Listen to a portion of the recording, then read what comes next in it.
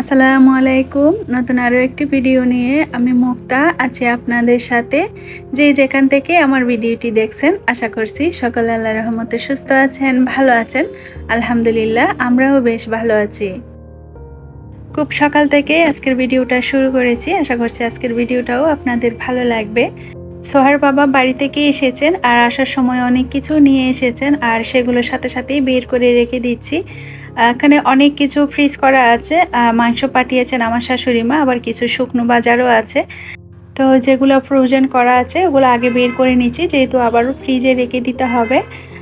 চিটাগং থেকে ঢাকায় পৌঁছাতে বেশ লম্বা একটা সময়। তো কোনো কিছু যখন বাড়ি থেকে আনা হয় ফ্রোজেন খাবার দাবার, তো সেগুলো ঢাকায় আস্তে আস্তে একদম নর্মাল পজিশনে চলে আসে। তো সাথে সাথে সেগুলো বের করে আবার ফ্রোজেন করে নিতে হয়। ফ্রোজেন সব কিছু বের করে নিয়েছি। এখানে মাছ, মাংস, মুরগি তিনটাই আছে। সাথে সাথে বালতিটাও ধুয়ে দিয়েছি, আর না হয় দেখা যায় এটা কিছুক্ষণ পর গন্ধ বের হয়ে যাবে। এই বালতিগুলা ঢাকা চিটাগং সব সময় আসা যাওয়া করে। এইরকম আরও অনেক বালতি আছে, তো সবগুলা এভাবে যত্ন করে রেখে দেয়, আবার যাওয়ার সময় সবগুলা নিয়ে যায়। দেশি মোরগ পাঠিয়েছেন একটা, এটা আমার শাশুড়ি মা 4 পিস করে সব কিছু দিয়ে দিয়েছেন। তো এগুলো আমি পরে যখন রান্না করব তখন রেগুলার সাইজ করে কেটে নিব। কুরবানি গরু মাংস দিয়ে দিয়েছেন 1 প্যাকেট, আর মুরগি আর 2 ধরনের সমুদ্রের মাছ ছিল। মাছ আর মুরগিগুলো আবারও ফ্রিজে রেখে দিয়েছি, তো মাংসটা রাখিনি, ওটা রান্না করে ফেলবো। এখন বাজে ভোর 6:30। বাবু ঘুমাচ্ছে, সোহাকেও এর মধ্যে ঘুম থেকে ডেকে দিয়েছি, ওর পরীক্ষা আছে।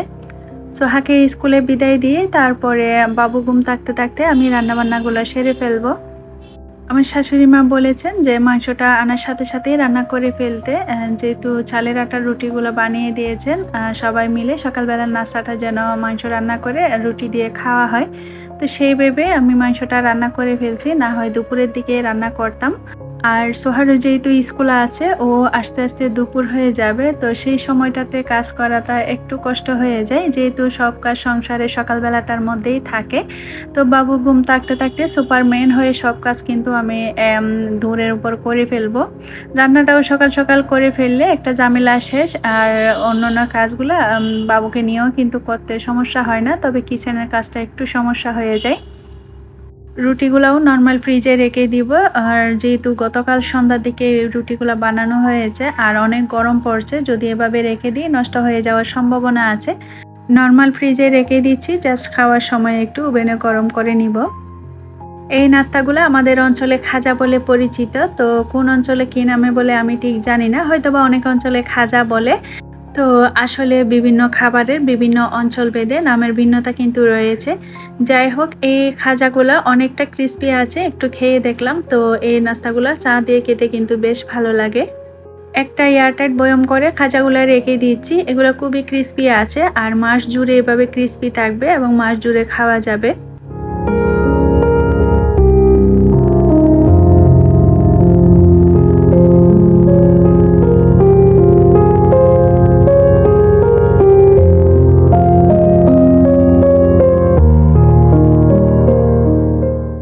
সোহা স্কুলে চলে গিয়েছে, আর বাবু এখন পর্যন্ত ঘুমোচ্ছে। শ্যামকে বাবুর পাশে ঘুম পাড়িয়ে এসে আমি মাংসটা রান্না করে নিচ্ছি। একটা রান্নাই করব, আলু দিয়ে মাংসটা রান্না করে নিব, আর দুপুর পর্যন্ত এই রান্নাটাই চলবে। রাত্রিবেলা অন্য রান্নাটা করে নিব। রাত্রিবেলা যেহেতু সোহা শ্যাম বাসায় থাকে, তো তেমন একটা কাজ করতে সমস্যা হয় না, তবে সকালবেলাটা একটু সমস্যা হয়ে যায় যদি তারা বাসায় না থাকে। রাত্রিবেলা খাওয়া দাওয়া শেষ করে পুরো কিচেনটা আরও একবার ক্লিন করে যায়। এরপরও সকালবেলা নাস্তা তৈরি করতে আসলে মনে হয় যেন আরও একটু ময়লা হয়ে আছে, আরও একটু মুছে নেই। এটা আসলে একটা অভ্যাসে পরিণত হয়ে গিয়েছে। চুলাটা একটু ক্লিন করে নিয়েছি, এরপর রান্না বসিয়ে দিচ্ছি। আলু কেটে নিয়েছি, পেঁয়াজটা আগের দিন কাটা ছিল, আর 2-3 দিনের জন্য পেঁয়াজ একেবারে আমি বক্স করে কেটে রেখে দিই, এতে করে রান্নার অনেকটা সহজ হয়ে যায়। পেঁয়াজ কেটে রান্না করা, সব কিছু রেডি করে রান্না করতে বসা, এটা কিন্তু অনেক সময় সম্ভব হয় না। সব কিছু রেডি থাকলে খুব চটপট রান্না বসিয়ে দেওয়া যায়। মাংসটা ভালোভাবে ধুয়ে পানি ঝরিয়ে এরপর যে হাঁড়িতে রান্না করব সে হাঁড়িতে একেবারে সব ধরনের মশলা দিয়ে তারপর বসিয়ে দিব। যেই সব আপুদের ছোট বাবু আছে আর একা হাতে সংসারে সব কাজ করতে হয়, সেই সব আপুরা চাইলে এভাবে পেঁয়াজ, সবজি এগুলো আগের দিন রাত্রিবেলা কেটে রেখে দিলে সকালবেলা অনেকটা রান্না সহজ হয়ে যায়। আর দিনের বেলায় পরিবারে অন্যান্য সদস্যরা না থাকলেও রাত্রিবেলা কিন্তু সবাই থাকে, তো তখন সেই সময়টাকে কাজে লাগিয়ে যদি অনেকটা কাজ এগিয়ে রাখা যায় তাহলে দিনের বেলায় আর তেমন একটা সমস্যার সম্মুখীন হতে হয় না। সব ধরনের মশলা দিয়ে তেল দিয়ে একেবারে বসিয়ে দিয়েছি আর বেশ কিছুক্ষণ সময় নিয়ে কষিয়ে নিয়েছি। আর কষানো শেষ হয়ে গেলে তারপর আলুগুলো অ্যাড করেছি আর কিছু কাঁচামরিচও দিয়ে দিয়েছি আলুর সাথে। ভালোভাবে কষিয়ে নেওয়ার পর ঝোলের পানি দিয়েছি, একটু ঝোল করে রান্না করেছি যেহেতু রুটি দিয়ে খাওয়া হবে। পুরোপুরি সিদ্ধ হয়ে যাওয়ার পর আর কিছু ভাজা জিরার গুঁড়া আর কিছু গরম মশলা গুঁড়া দিয়ে দিচ্ছি এটা রান্নার শেষ মুহূর্তে। এরপর 1-2 মিনিট রান্না করে চুলাটা বন্ধ করে দিব। আপনি যদি আমার চ্যানেলে আজ নতুন হয়ে থাকেন আর আমার ভিডিও যদি আপনার ভালো লেগে যায় চাইলে আমার চ্যানেলটি সাবস্ক্রাইব করে রাখতে পারেন আর একটি লাইক দিয়ে আমার ভিডিওটি অসংখ্য মানুষের কাছে পৌঁছে দিতে সাহায্য করতে পারেন। কাজটি যদি আপনি করে থেকে থাকেন তাহলে আপনাকে জানাই অসংখ্য ধন্যবাদ।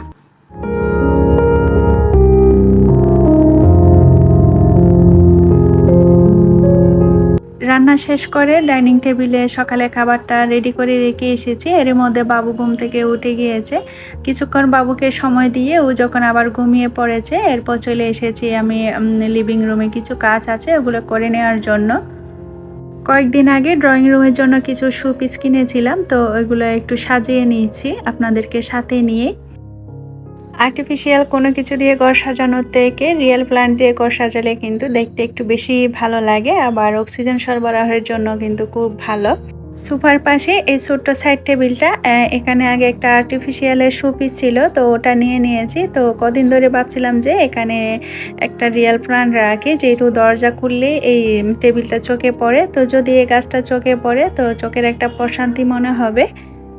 ইনডোর প্ল্যান্টটা এটা প্লাস্টিকের একটা পাত্রে প্রথমে সেট করেছি, এরপর নিচে একটা কালারফুল বাস্কেট দিয়ে এটাকে কভার করে দিয়েছি। এবার কিন্তু দেখতে বেশ ভালো লাগছে। তবে বাস্কেট আর পাত্রটা যদি সমান সমান হতো তাহলে কিন্তু দেখতে আরও বেশি ভালো লাগতো। পাত্রের যে অংশটা দেখা যাচ্ছে ওই অংশটাতে একটু ডিআইওয়াই করে দিয়েছি কালার দিয়ে। এবার কিন্তু দেখতে তেমন একটা খারাপ লাগছে না। পরবর্তীতে দেখি এই দুইটা সমান করে নিব।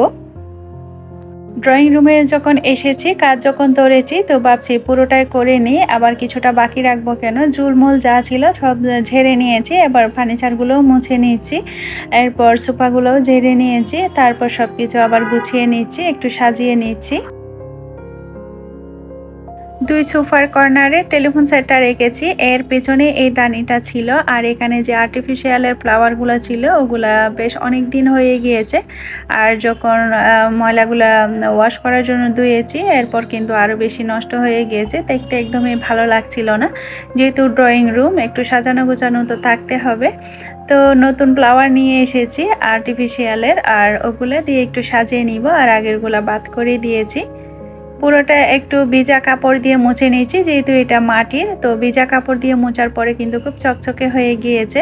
আর এই কর্নারটা তো সব সময় পরিষ্কার করা হয় না, এভাবে মাসে 1-2 বার পরিষ্কার করা হয়, এরপরও দেখা যায় প্রচুর ধুলা ঝুল জমে থাকে।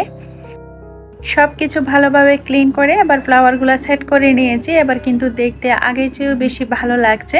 আগে ছিল একটু বড় বড় টাইপের ফ্লাওয়ারগুলো, আর এবার এনেছি একটু ছোটোর মধ্যে।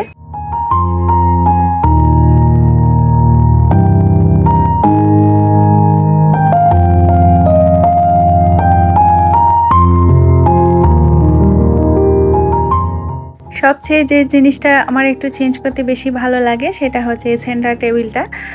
এই যে এখানের জিনিস ওখানে, এখান থেকে একটা ফুল এনে এখানে রাখি, আবার এখানেটা অন্য জায়গায় নিয়ে যাই, এভাবেই আসলে চেঞ্জ করা হয়। আবার যে প্রতিবার যে নতুন নতুন কিনে চেঞ্জ করি তা কিন্তু নয়। তবে এবার বেশ অনেক দিন পর নতুন একটা ফ্লাওয়ার কিনেছি এই টেবিলটার জন্য। সেন্টার টেবিলটাও ভালোভাবে ক্লিন করে নিচ্ছি, উপরে নিচে সাইডে। আসলে সব সময় উপরে যে গ্লাসটা ওটা ক্লিন করা হয়, এভাবে যে পুরোভাবে ডিপ ক্লিনের যে একটা বিষয় ওটা কিন্তু সব সময় করা হয় না, ওটাও করে নিয়েছি। এবার ছোট একটা রানার বিছিয়ে দিয়েছি, এরপর উপরে যে ফ্লাওয়ারটা কিনেছি ওটা সেট করে নিয়েছি। এই ঝুড়িটা এটা আগে থেকে বাসায় কেনা ছিল, বেশ অনেক দিন আগে কেনা হয়েছে, আর এটাতে অন্য কিছু সেট করা ছিল এতদিন, তো ওটা নিয়ে এবার এই যে ফ্লাওয়ারটা নতুন কিনেছি ওটা সেট করে দিয়েছে আর এভাবে সেন্টার টেবিলে রেখেছি। এবার কিন্তু পুরো লুকটাই চেঞ্জ হয়ে গিয়েছে, আমার তো বেশ ভালো লাগছে। আপনাদের কেমন লাগছে তো কমেন্ট করে চাইলে জানাতে পারেন।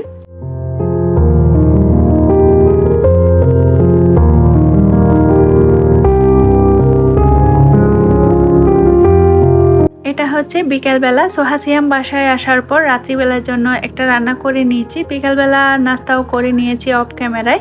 তো রান্নাটা আপনাদের সাথে শেয়ার করছি। রুই মাছ দিয়ে আলু দিয়ে পটল দিয়ে রান্না করব। আর এই রান্নাটা আমি আগে আর কখনো করিনি। তো ভিডিও করার সময় ভাবছি যে এই রান্নাটা কেমন হবে। খাওয়ার পর যদি ভালো না হয় তাহলে ভিডিওটা আমি শেয়ার করব না। যদি ভালো লাগে রেসিপিটা তাহলে শেয়ার করব। আসলে এতটা ভালো লেগেছিল যে সোহাসিয়াম অনেক বেশি পছন্দ করেছিল। আর মাছটা অবশ্যই এভাবে ভেজে রান্না করতে হবে, তাহলে কিন্তু বেশি ভালো লাগে। রুই মাছটা প্রথমে লবণ হলুদ আর অল্প একটু মরিচের গুঁড়ো কিন্তু সাথে দিয়েছিলাম। এবার ভালোভাবে কড়া করে ভেজে নিব। মাছটা একদিক থেকে ভাজতে অন্যদিকে যে রান্নাটার মশলাটা কষিয়ে নিয়েছি। সয়াবিন তেলের মধ্যে পেঁয়াজ কুচি দিয়ে দিয়েছি, তবে তেলের পরিমাণটা খুবই সামান্য দিয়েছি। যেহেতু মাছটা ভেজে রান্না করছি সেখানে কিন্তু অনেকটা তেল বের হয়ে আসবে।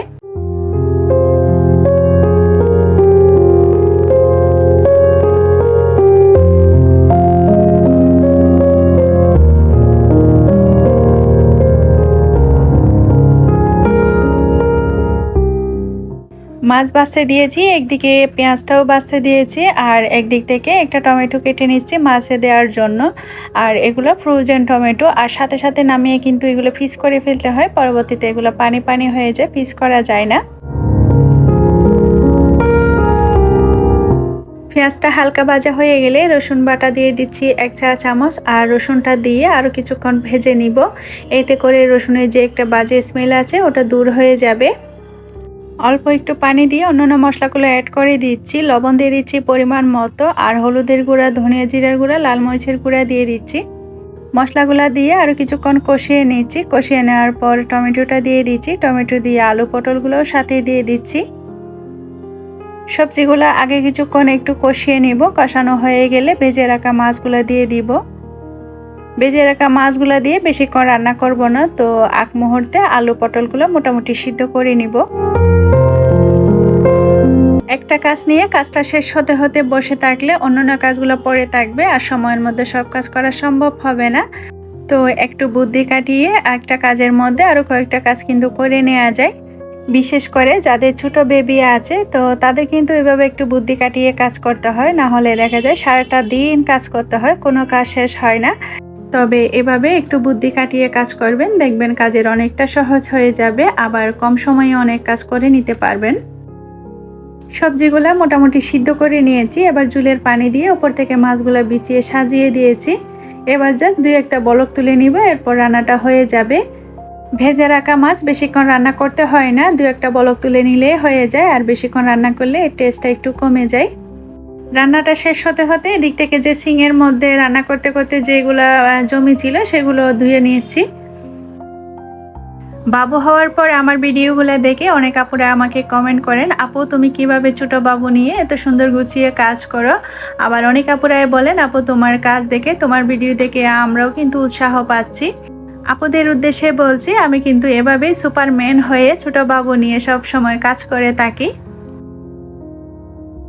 কিচেনটা ক্লিন করতে এদিক থেকে রান্নাটাও ততক্ষণে কমপ্লিট হয়ে গিয়েছে। আর এরপর কিন্তু আমার আর কোনো কাজ নেই। এবার কিন্তু আমি পুরোটা সময় বাবুকে দিব।